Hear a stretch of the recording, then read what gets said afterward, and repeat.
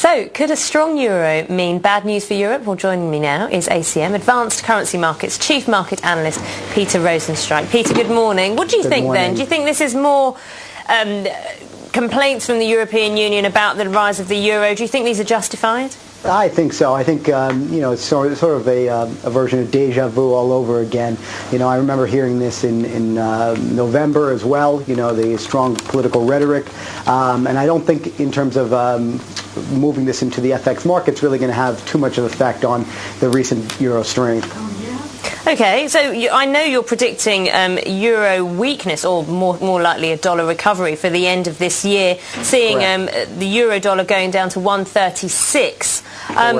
Do we touch new records before we get there? I think so. I think that's the point of our forecast.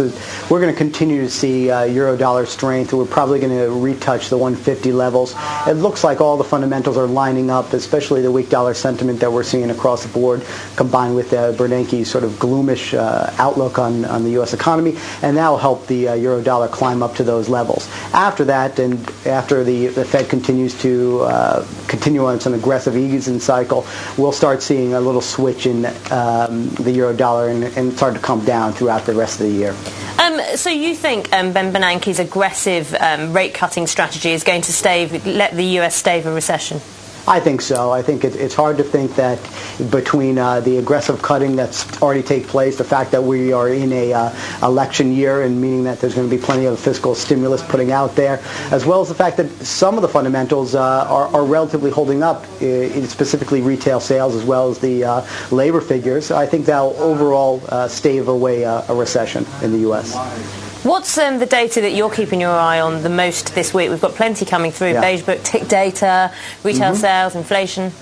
I think that the two big ones are going to be obviously retail sales and CPI. I think that's really going to put an interesting spin on exactly what the Fed is going to do on the 30th. Right now the market's pricing in a 50 basis point hike, and however, if these numbers come out relatively strong on both sides, the market's going to have to pare down that expectation, and that should yield to perhaps a slight euro dollar slide.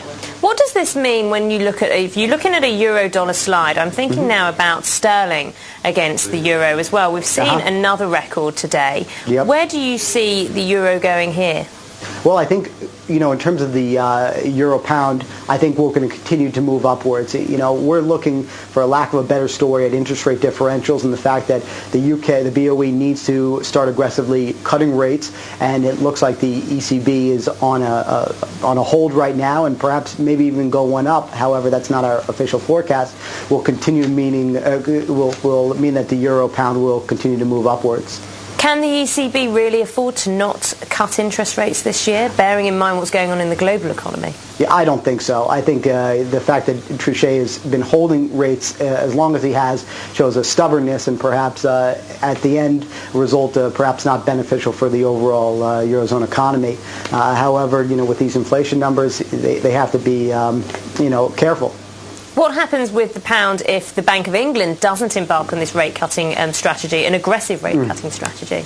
Well, obviously the pound will regain some of its strength. However, I do see that as a very slim probability. Everything that I've seen come out of the UK economy means that the BOE needs to aggressively start addressing the fact that there's significant weakness in their economy. Okay, Peter, do stay with me. Coming up after the break, Peter Rosenstreich is going to stay. We're going to be asking if higher volatility in the currency markets has had an impact on so-called carry trades. We're going to be putting that question to my guest. Traders are also predicting a Fed rate cut at the end of the month. We're going to be looking at how that's affecting the dollar against the euro. We've seen it creep up to 148.88 this morning so far. Do stay with us. You're watching Economic Essentials on Bloomberg Television.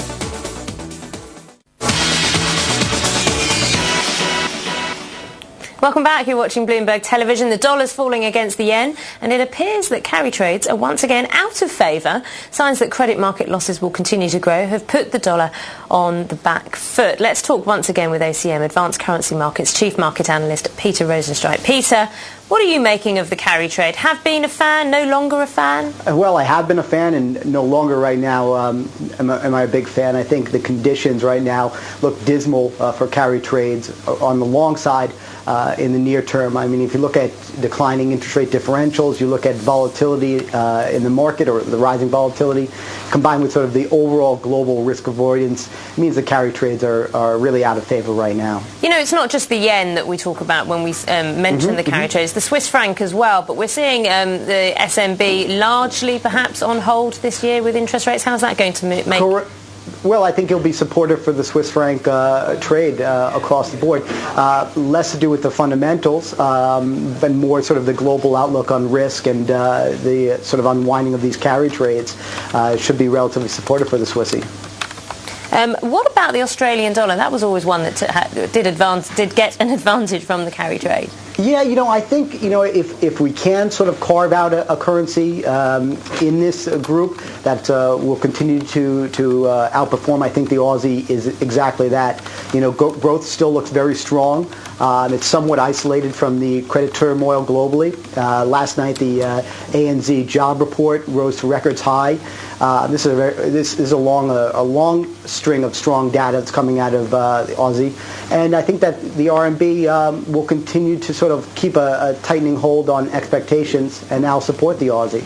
The Canadian dollar was one that many, I know particularly Credit Suisse, were a great fan of last year. Yeah. What are you making of it this year? Well, right now, especially after the change of unemployment dropped to minus 18.7 thousand, mostly because of losses in the manufacturing sector, it starts really adding concern that perhaps spillover from the U.S. is now affecting Canada. And this, sort of highlights exposure to the U.S. economy. That hit the market on Friday very, very hard, and increases the probability that the BOC, the Bank of Canada, needs to start cutting rates aggressively, and now weaken the CAD in the midterm. Peter, good to speak with you this morning. Peter Rosenstreich, there, Chief Market Analyst at Advanced Currency Markets.